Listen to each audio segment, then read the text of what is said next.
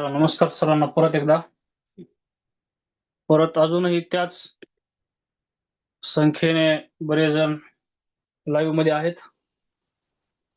बरेच दिवस झालं जीएस चा क्लास हा होता, जवळपास 5-6 दिवस झाला. त्यामध्ये आपण खनिजे हा टॉपिक चालू केला होता. आता कोणीतरी कमेंट केली होती की सर पंचायत राज नागरिक शास्त्र इतिहास होणार नाही का? सगळे जीएस चे विषय होणार आहेत. फक्त ज्यांचे सेकंड पेपरला सामाजिक शास्त्र आहेत, आता सामाजिक शास्त्र परिसर अभ्यास तर सगळ्यांना आहेच फर्स्ट पेपरला. म्हणजे इनडायरेक्टली मला असं म्हणायचं की ज्यांचा फर्स्ट पेपर आहे त्याने त्या जीएस लेक्चर करायलाच पाहिजे, आणि ज्यांचा सेकंडला सामाजिक शास्त्र आहे सेकंड पेपरला ऑलमोस्ट त्यांना तर करणं गरजेचं आहे. ठीक आहे, सगळे जीएस चे विषय कव्हर करण्याची जबाबदारी आमची असेल. एक म्हणजे सर फक्त सीटीईटी पास झाले की सिलेक्शनची प्रोसेस कशी असते? असं आहे, सीटीईटी पास झालात किंवा टीईटी पास झाला की लगेच टीचर म्हणून तुमचं सिलेक्शन होत नाही. टीआयटी नावाची परीक्षा असते महाराष्ट्रात शिक्षक होण्यासाठी, आणि केंद्र सरकारमध्ये तुम्हाला शिक्षक व्हायचं असेल तर टीजीटी आणि पीजीटी टीचर नावाच्या परीक्षा असतात. त्या तुम्हाला पास व्हाव्या लागतात. नवोदयची पण परीक्षा असते, नवोदय शिक्षकांची, त्या पण पास व्हाव्या लागतात. महाराष्ट्रातील इतर नामांकित क्लासपेक्षा कितीतरी बेटर आहे क्लास. यस, असणारच, आपला क्लास बेटर असणार, कारण की याच्यामध्ये शिकवणारे शिक्षक हे समर्पित भावनेने शिकवतात. फीस तुम्ही देताय म्हणून नाममात्र शुल्क आपण ते आकारतो, त्याच्यासाठी शिकवत नाही, तर त्यांच्याकडे ज्ञान आहे ते इतरांपर्यंत पोहोचावं म्हणून शिकवतात. खास करून तुम्ही बघत असाल की आपले विजय कांबळे सर किती पोटतिडकीनं आणि फ्लुएंटली शिकवतात, आणि बाकीचे सर्व शिक्षक पण त्याच तडफेनं तुम्हाला शिकवताना दिसून येतील. ओके विजय सर, बिल कंटिन्यू. तर खनिजे जे असतात, खनिजांच्या बद्दल आपण बोलू लागलो. जीएसच्या विषयांबद्दल आता क्लिअर झाले की आपण सगळे घेणार आहे. भूगोलामध्ये आपण जे जुने आपले बरेचसे कॅन्डिडेट्स होते त्यांना नदी प्रणाली झालेलं आहे, थोडंसं प्राकृतिक रचना पण झालेली आहे, आणि आपण खनिज टॉपिक सुरू केला होता. खनिजांमध्ये आपण खनिजांची व्याख्या अशी घेतली होती.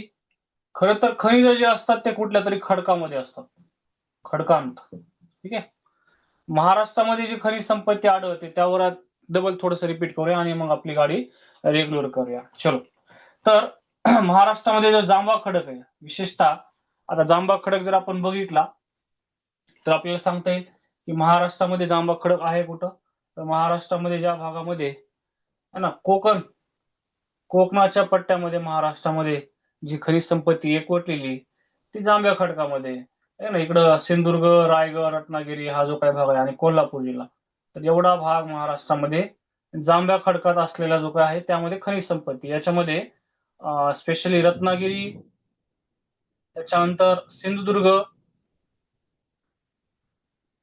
कोल्हापूर, रायगड आणि या जिल्ह्यांमध्ये महाराष्ट्रामध्ये खनिज संपत्ती आहे. त्याच्यानंतर पूर्व विदर्भामध्ये जर बघितलं तिकडं विंध्यन खडक आहे ना. त्याचबरोबर जर आपण बघितलं तर ज्याला आपण गोंडवाना खडक म्हणतो, गोंडवाना खडक प्रणाली. तर इकडं पूर्व विदर्भामध्ये हा जर आपण पट्टा बघितला ना इकडला, तर हा इकडं नागपूर, भंडारा, गोंदिया हा या 3 जिल्ह्यांचा पट्टा जो आहे ना, फार महत्वाचा आहे तिकडं. त्याच्यानंतर इकडं गडचिरोली आणि चंद्रपूर है ना, हे 2 जिल्हे सुद्धा खनिज संपन्न आहेत. गडचिरोली इकडं भंडारा गोंदिया तर आहेच, परंतु गडचिरोली, चंद्रपूर, यवतमाळ है ना, हे या भागात हा पूर्ण पट्टा बनवू आपण, पूर्ण पट्टा. जिकडे आता जिल्ह्यांची नावं जर आपण लिहिले इकडं पूर्व विदर्भातले, तर ते कोणते कोणते येतात? त्यामध्ये चंद्रपूर सगळ्यात महत्वाचा. महाराष्ट्रात सर्वात जास्त खनिज संपत्ती ज्या जिल्ह्यात आहे तो जिल्हा चंद्रपूर. ठीक आहे, त्याच्यानंतर गडचिरोली, फार मोठ्या प्रमाणामध्ये तिकडे सुद्धा खनिज संपत्ती आहे. कोणी नागपूर, भंडारा, गोंदिया, वर्धा, एवढ्या भागामध्ये महाराष्ट्रामध्ये जास्त खनिज संपत्ती आहे. तसं तर आपण अमरावतीमध्ये सुद्धा घेतो, अमरावतीपेक्षा म्हणजे अमरावती प्रशासकीय विभागापेक्षा नागपूर प्रशासकीय विभागामध्ये जास्त खनिज संपत्ती एकवटलेली आपल्याला पाहायला मिळते. आता हा पट्टा जर आपण बघितला, मी ऑलरेडी नकाशा काढलाय, त्याच्यामध्ये वर्धा वैनगंगा नद्यांचं जे खोरं आहे पूर्व विदर्भातलं, महाराष्ट्रातलं वर्धा व वैनगंगा या नद्यांचं जे खोरं आहे, या नद्यांच्या खोऱ्यामध्ये खनिज संपत्ती जास्त एकवटलेली आहे. यवतमाळ सुद्धा त्याच्यामध्ये आपल्याला येतो. यवतमाळमध्ये चुनखडी जास्त आढळते, चुनखडी, याच्यामध्ये आपल्याला यवतमाळ सुद्धा ऍड करावं लागेल ना. चुनखडी महाराष्ट्रात जे खनिज संपत्ती आहे बघा हा प्रश्न विचारला गेलेला आहे. महाराष्ट्रात जेवढी काही खनिज संपत्ती सापडते त्या सगळ्या खनिजांमध्ये सगळ्यात जास्त प्रमाणामध्ये आढळणारं खनिज कोणतं, तर त्याचं उत्तर आहे चुनखडी. ठीक आहे. 4,010 लक्ष टन पेक्षा जास्त खनिज चुनखडी महाराष्ट्रामध्ये आढळते. ठीक आहे. हा एक पॉईंट तुम्हाला लक्षात ठेवायचा आहे. तर हे जिल्हे झाले कोणत्या कोणत्या जिल्ह्यामध्ये कोणत्या खडकामध्ये आता हा जो कोणत्या कोणत्या जिल्ह्यामध्ये खनिज संपत्ती ते सांगितले मी. आता हा पूर्ण जो पट्टा आहे, आता इथं जे तुम्हाला पठारावर दिसायला स्पेस जो दिसायला इथं बेसाल्ट खडक आहे, बेसाल्ट खडक. आणि या बेसाल्ट खडकाच्या अंतर्गत खनिज संपत्ती आढळत नाही, है ना. इथं साधं बांधकामाचा दगड, वाळू, दगड, गोटे अशा प्रकारची खनिज संपत्ती सापडते, ती ज्याला मूल्य नाहीये, है ना, ज्याला आर्थिक मूल्य जास्त आहे, अशी खनिज संपत्ती महाराष्ट्रामध्ये पूर्व विदर्भात आणि दक्षिण कोकणात या भागामध्ये आढळलेली आपल्याला पाहायला मिळते. खनिजे मूलद्रव्यांच्या अणूपासून बनलेली असतात. पृथ्वीच्या आवरणातील महत्वाची साधन संपत्ती म्हणजे खनिजे होय. महाराष्ट्रामध्ये देशाच्या 4% खनिज संपत्ती सापडते. म्हणजे याचा अर्थ असा होतो की भारतात खनिज संपत्ती जी काही आहे त्यात महाराष्ट्राची स्थिती फार चांगली आहे असंही नाही आणि फार चांगली नाही असंही नाही. म्हणजे ज्याला ऍव्हरेज मध्ये म्हणूया आपण की बऱ्यापैकी महाराष्ट्रामध्ये खनिज संपत्ती एकवटलेली आपल्याला पाहायला मिळते. त्यामध्ये आपण पहिलं घेतलं होतं मॅग्नीज. आता मॅग्नीज बद्दल आपण बोललो की मॅग्नीजचे भारतात जर आपण बघितलं तर 161 दशलक्ष टन पेक्षा जास्त साठे होते. त्या दिवशी आपण घेतलं होतं सेशन मध्ये. मॅग्नीज मध्ये नागपूर, भंडारा, गोंदिया आहे ना, आणि इकडे जर आपण बघितलं थोडं सिंधुदुर्ग साईड, सिंधुदुर्गमध्ये जर आपण बघितलं जांभ्या खडकामध्ये स्पेशली वेंगुर्ला आहे ना. त्याच्यानंतर जर आपण बघितलं तर तिकडं फोंडा घाट आहे ना, फोंडा घाटामध्ये सावंतवाडी आहे, वेंगुर्ला आहे, त्या भागामध्ये सुद्धा मॅग्नीजचे साठे आपल्याला पाहायला मिळतात. म्हणजे फोंडा घाट आहे, सावंतवाडी आहे, वेंगुर्ला आहे. ठीक आहे. या परिसरामध्ये महाराष्ट्रामध्ये सिंधुदुर्ग जिल्ह्यामध्ये मॅग्नीजचे साठे आढळतात.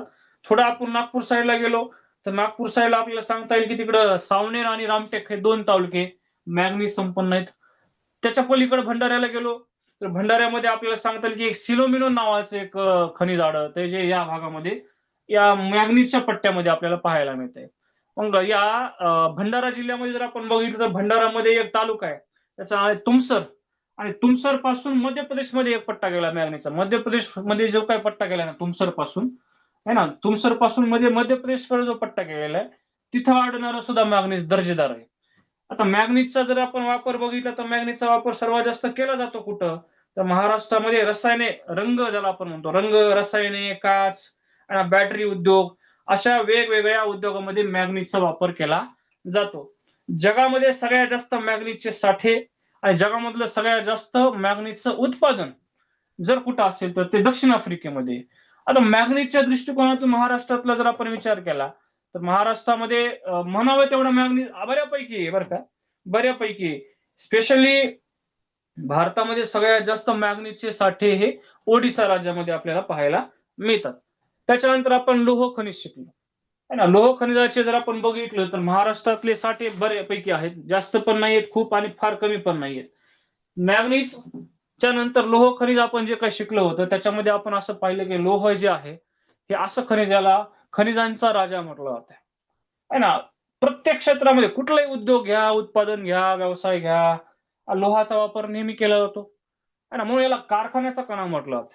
लोहा आहे, लोहाला कारखान्याचा कणा म्हटलं जातं. हा एक पॉईंट तुम्हाला त्या ठिकाणी लक्षात ठेवायचा आहे. लोह खनिज आढळतंय कुठं, स्पेशली भारतामध्ये धारवाड जे आहे, धारवाड खडक प्रणाली जी. आता भारतामध्ये छोटा नागपूरचा पठारी प्रदेश आहे, ज्याच्यामध्ये छत्तीसगड आहे, ओडिसाचा काही भाग आहे, झारखंड आहे, पश्चिम बंगालचा काही भाग आहे ना. महाराष्ट्राच्या खनिज संपत्तीचे कोठार ज्याला म्हटलं जातं त्याला छोटा नागपूरचं पठार म्हटलं जातं. आणि या छोटा नागपूरच्या पठारी भागामध्ये लोहाचे साठे आपल्याला पाहायला मिळतात. भारतात सर्वाधिक लोहाचे साठे तसं तर बघितलं ना आपण ओरिसा राज्यामध्ये, पण प्रोडक्शन मध्ये लोहाच्या बाबतीत कर्नाटक राज्य पुढे, हे पण आपल्याला थोडंसं समजून घ्यावं लागेल. कारण इंडस्ट्रियलायझेशन चांगल्यापैकी कर्नाटकमध्ये सुद्धा, आणि उत्पादनामध्ये कर्नाटक अग्रेसर आहे, आणि जे साठे त्यामध्ये ओडिसा राज्य अग्रेसर आहे लोहाच्या बाबतीमध्ये.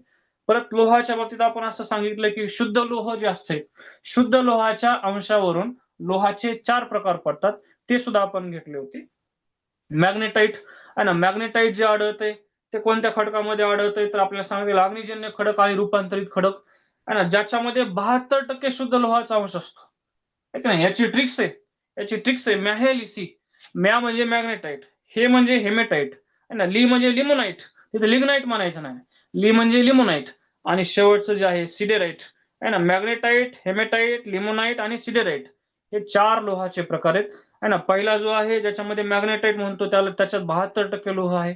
लोहाचा अंश 72% आहे ना, अग्निजन्य खडकामध्ये आढळते. आणि याचा रंग जो असतो तो प्युअर काळा असतो. जो लोह प्रॉपरली काळ्या रंगाचं असते ते शुद्ध असते. त्याच्यानंतर नंबर 2 हेमेटाइट मध्ये 70% लोह असते, ज्याचा रंग थोडासा तांबूस असतो. त्याच्यानंतर जर आपण लिमोनाइट बघितलं तर 60% लोह असते, ज्याचा रंग हा फिकट असतो, फिकट काळा असतो. आणि नंबर 4 ज्याला आपण म्हणतो सिडेराइट, ज्याच्यामध्ये 48% लोहाचा अंश असतो, ज्याचा रंग म्हणजे थोडासा निकृष्ट दर्जाचं लोह जे असते ते असते सिडेराइट. त्याच्यामध्ये 48% लोह असते आणि त्याचा रंग हा थोडासा पिवळसर असतो, पिंगट स्वरूपाचा असतो. इथपर्यंत आपण शिकलो होतं. इथपर्यंत आपण थोडंसं रिव्हिजन घेतलंय. आता आपल्याला थोडं पुढचं खनिज घ्यायचंय. मी खनिजांची व्याख्या लिहिली. खनिजांचे पट्टे महाराष्ट्रामध्ये मोठ्या प्रमाणामध्ये आढळतात. विशेषतः कोळशाच्या खाणी, आहे ना, लोहाचं उत्पादन, किंवा जे मॅग्नीज आहे मॅग्नीजचं उत्पादन, किंवा आता आपण बॉक्साईट घेणार आहे. बॉक्साईट थोडंसं कोकणामध्ये बऱ्यापैकी आढळते. तर बऱ्यापैकी पूर्व विदर्भामध्ये खनिज संपत्ती एकवटलेली आपल्याला पाहायला मिळते. आता बॉक्साईट हे जे खनिज आहे बॉक्साईट, आहे ना, बॉक्साईट सुद्धा एक धातू खनिज आपल्याला सांगता येईल. आणि बॉक्साईटचे एकूण महाराष्ट्रामध्ये 21% साठे आपल्याला पाहायला मिळतात. म्हणजे महाराष्ट्रात 21% साठे, आहे ना, महाराष्ट्रामध्ये आपल्याला पाहायला मिळतात. आता हा पॉइंट सगळ्यात महत्वाचा आहे बघा. साठे एवढे मोठ्या प्रमाणामध्ये जरी असले तरी या एकूण साठ्यापैकी फक्त 10% उत्पादन, म्हणजे महाराष्ट्र देशाचं बॉक्साईटचं उत्पादन, देशात जेवढं बॉक्साईट आढळते त्याच्या 10% उत्पादन महाराष्ट्रामध्ये आपल्याला झालेलं पाहायला मिळते महाराष्ट्रात. ठीक आहे.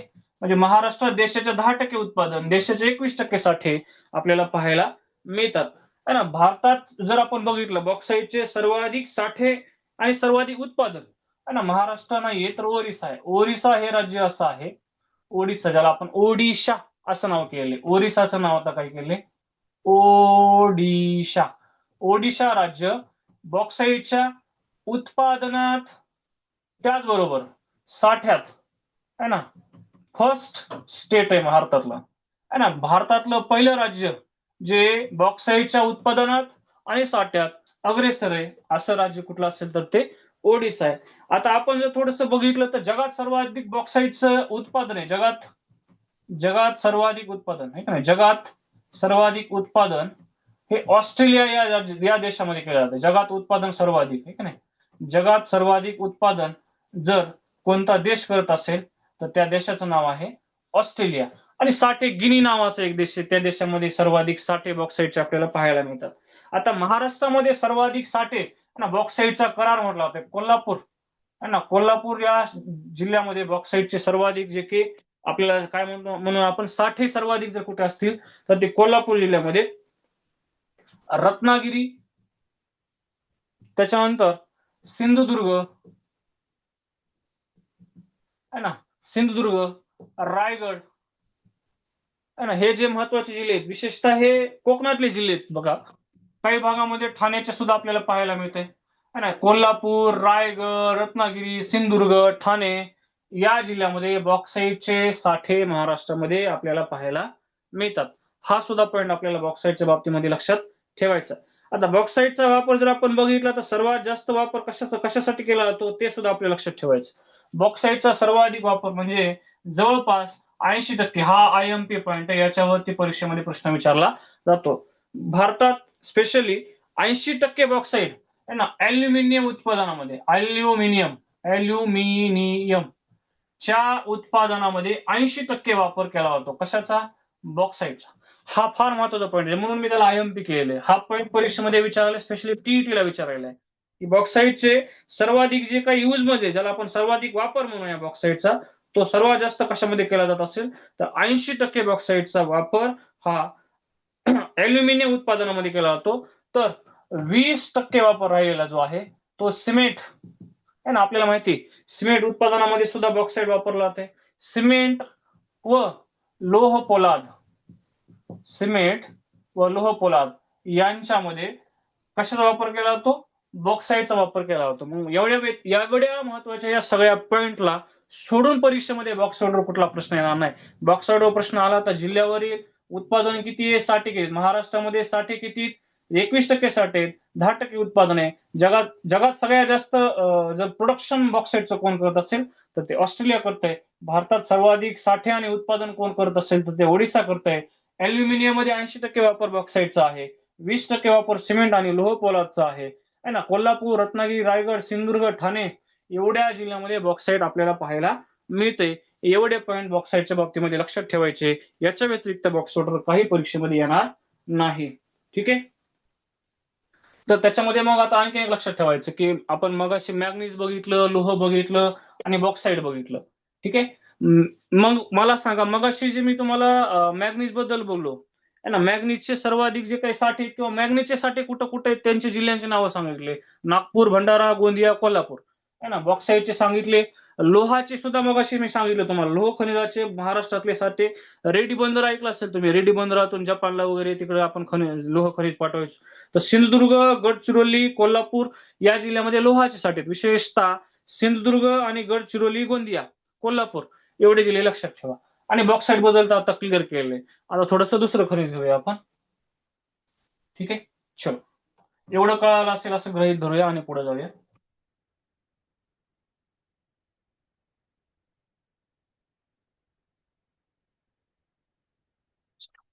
आता थोडस एक अधातू खनिज आहे. अधातू खनिज क्रोमाइट. कारण हे प्रश्न जीएस मध्ये फर्स्ट पेपरला पण येतो, सेकंड पेपरला 2-3 प्रश्न येऊ शकतात खनिजांवरती. क्रोमाइट. क्रोमाइट हे जे खनिज आहे हे अधातू खनिज आहे. अधातू खनिज अधातू खनिजामध्ये मोडलं जाते.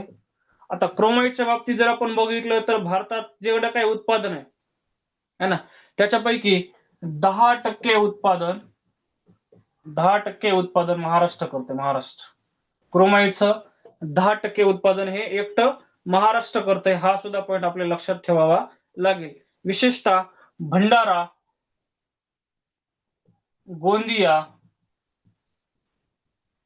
सिंधुदुर्ग है ना, भंडारा, गोंदिया, सिंधुदुर्ग, रत्नागिरी या जिल्ह्यांमध्ये क्रोमाइटचे साठे आपल्याला पाहायला मिळतात. क्रोमाइटचा जो काही वापर असतो है ना, क्रोमाइटचा जो वापर असतो तो धातू उद्योगामध्ये जास्त केला जातो. ठीक आहे. धातू उद्योग हा पण पॉईंट महत्वाचा आहे. धातू उद्योगांमध्ये व है ना, धातू उद्योगांमध्ये त्याचबरोबर विशेषतः जे खड्यांच्या प्रक्रिया उद्योग, ज्याला खड्यांचे है ना, वेगवेगळे जे मौल्यवान खडे असतात, खड्यांच्या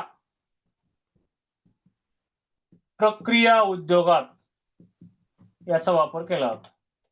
ठीक आहे. सर तुमचा खूपच टीचिंग मध्ये कंटिन्यू आहे ना हे पॉईंट. चलो, हा. भंडारा, गोंदिया, सिंधुदुर्ग, रत्नागिरी एवढ्या भागामध्ये क्रोमाइटचे साठे आपल्याला पाहायला मिळतात.